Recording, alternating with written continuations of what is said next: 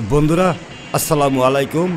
আজ আপনাদেরকে দেখাতে চলেছি ঢাকার মিরপুর ১ নম্বরে ইসলামিক একটি নিদর্শন, হজরত সুলতানুল আউলিয়া হজরত শাহ আলী বগদাদী রহমতুল্লাহ আলাইহের রওজা শরীফ বা মাজার শরীফ।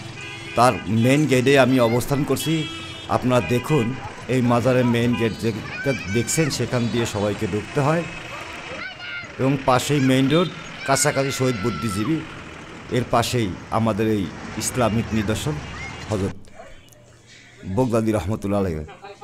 এখন আমরা ঢুকে গেছি ভিতরে আসলেই বিভিন্ন লোক মানত করে থাকেন বিভিন্ন সময় তার বিপদ আপদ বালা মুসিবত দূর করার জন্য। এটা আমাদের একটা চিরাচরিত নিয়ম, আমরা অনেকেই পালন করে থাকি।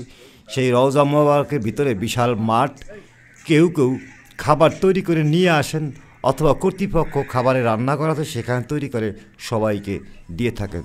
তারা আরামে খাচ্ছে, সবাইকে দেওয়া হয়েছে, সবাই খেয়ে খেয়ে তার জীবন ও জীবিকার স্বাদ গ্রহণ করতেছে। কোনো শব্দ বা কোনো বাহিরের আউটলুক এখানে নাই বললেই চলে। কেউ ঘোরাফেরা করতেছেন, দেখতেছে, গাছের নিচে অনেকেই বসে আছে চমৎকারভাবে। অনেক দূর দূরান্ত, বাংলাদেশ, ভারত, পাকিস্তান সহ বিভিন্ন রাষ্ট্রের লোকজনরা এখানে আসেন। বিশ্বের এমন কোনো লোক নাই যারা ইসলামিক ধর্ম অবলম্বন, তারা প্রত্যেকে এই মাজারটা পরিচিত।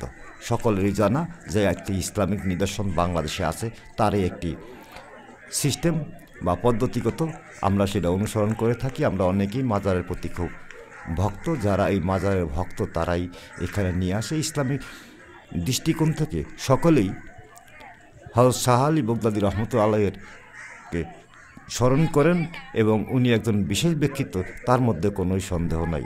এখানে হাজার হাজার বলা চলে না, তারও বেশি লোক প্রতিদিন এখানে ফিরি খাচ্ছে।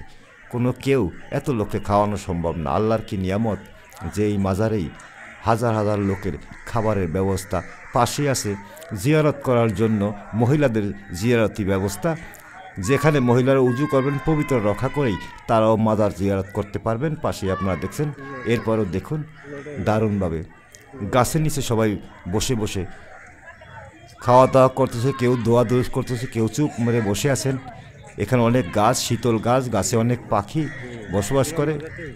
পাখিরাও এখানে বসে থাকে, মনে হয় যেন তারাও ইবাদতে মশগুল। ঠিক পশু পাখি প্রাণী যারাই বলেন তারাই এখানে আসার পরে এই মাজারের প্রতি সবারই একটা আনন্দ ঝরা বাইর হয় যে আমি একটা পবিত্র জায়গায় এসেছি। এখন আমরা ধীরে ধীরে মূল মাজারের দিকে চলে যাচ্ছি। এই যে মাজারে ওঠার সিঁড়ি, এখানে হযরত শাহ আলী বগদাদী রহমতুল্লাহ আলাইহির মূল রওজা শরীফ। সামনে একটা সাইনবোর্ড আপনারা দেখতে পাচ্ছেন। এই সিঁড়ি দিয়ে ধীরে ধীরে আমরা উঠে যাচ্ছি, দেখতে থাকুন।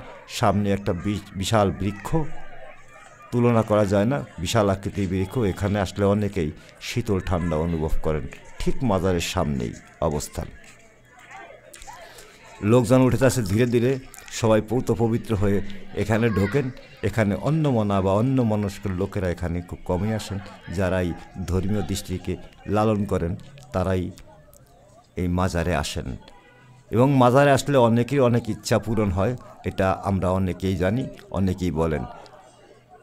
আল্লাহ ভালো জানেন যে এখানে আসলে কতটুকু কী হয়, এবং যারা বলে তারাও ভালো জানেন যে আসলেই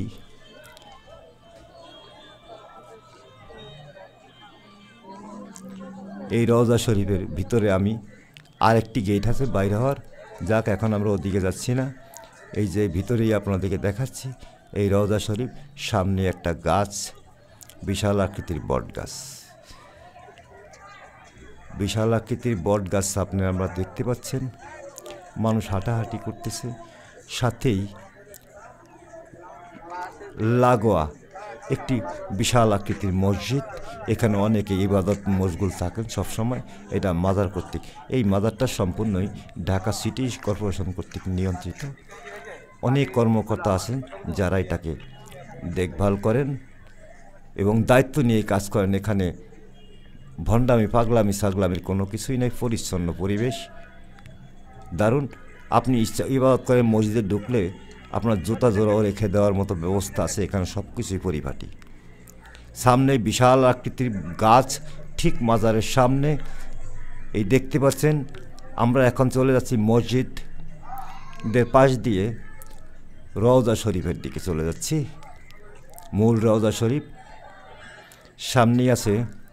এই যে রওজা শরীফের গেট, এখানে অনেকে ভিতরে গিয়ে তার রওজা শরীফ জিয়ারত করেন। যারা জিয়ারত করেন তারা ভিতরে, একজন মহিলা এখানে দাঁড়িয়ে, সেও যাওয়ার বোধহয় চিন্তা করতেছে বা করবে। এখন সবাই কেউ কেউ বেরিয়ে আসছেন রওজা জিয়ারত করে। সামনে একটি বট গাছ, বট গাছের সাথে হাজারো রকমের কিছু ঝুলানো আছে, ফুল, মোমবাতি। কারণ অনেকেই মানত করে এগুলো দিয়ে থাকেন। অনেকের বিপদ আপদ, বালা মুসিবত, দুঃখ দুর্দশা, তাদের ধারণা যে এগুলো দিলেই হয়তো আমার বিপদটা কেটে যাবে, এইরকম আশা নিয়ে অনেকেই ওখানে আসেন। এই যে আশা, এলা যার যার প্রাণের ব্যাপার। এই বট গাছের নিচে এই যে জিয়ারত করা জায়গা, জিয়ারত করে বেরিয়ে আসছেন সবাই। এই যে জিয়ারত করার পরে এই বট গাছে কালো লাল কাপড় দিয়ে তার সাথে ঝুলিয়ে রাখা হয়েছে। এখানে অনেক মোমবাতি, অনেকে মোমবাতি জ্বালিয়ে থাকেন। এর পাশে একটি বিশাল আকৃতির ড্যাগ দেখলেন আপনারা। অনেকেই আমরা ড্যাগ বলে থাকি, আসলে পিতলের একটা পাতিল, বিশাল আকৃতির পাতিল। এটা মাজারের ভাষা, অনেকে ড্যাগ বলে থাকেন। যার যার মানদের টাকা এই ড্যাগে রাখা হয় এবং এগুলো পরবর্তীতে কর্তৃপক্ষ সংগ্রহ করেন। এই মাজারের দ্বিতীয় গেট দিয়ে আমরা বের হয়ে আসলাম। এই মাজারের সামনে অনেকগুলো দোকান আছে, যেই দোকান যারা মানত করে থাকেন এই মানতের আইটেমগুলো এখানে বিক্রি করা হয়। তাবিজ, ফিতা এবং মোমবাতি সহ নানাবিধ আইটেম। এছাড়াও যারা এখানে দর্শনার্থী আসেন তা বিভিন্ন রকম তবারক এখান থেকে কিনে নিয়ে যান।